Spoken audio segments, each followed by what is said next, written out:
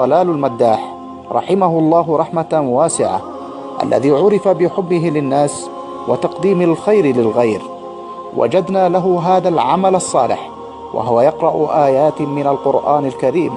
ساعدونا في نشره جزاكم الله خيرا.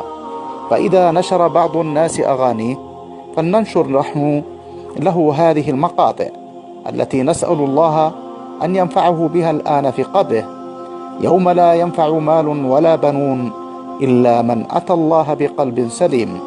وتذكر اليوم وأنت تساعد في نشر صدقة جارية لشخص متوفى، حتما ستجد إن شاء الله من ينشر لك عملا صالحا بعد وفاتك، ولا حرمك الله أجر نشرك لهذا المقطع. إن الذين كفروا سواء عليهم أأنذرتهم أم لم تنذرهم لا يؤمنون. ختم الله على قلوبهم وعلى سمعهم وعلى أبصارهم غشاوة ولهم عذاب عظيم.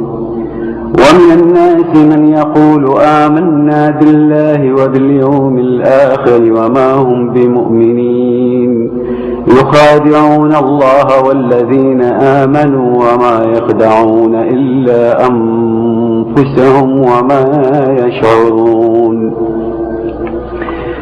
في قلوبهم مرض فزادهم الله مرضا ولهم عذاب أليم بما كانوا يكذبون.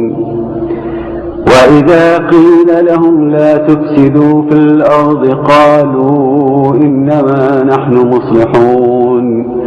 ألا إنهم هم المفسدون ولكن لا يشعرون. وإذا قيل لهم آمنوا كما آمن الناس قالوا ونؤمن كما آمن السفهاء. ألا إنهم هم السفهاء ولكن لا يعلمون.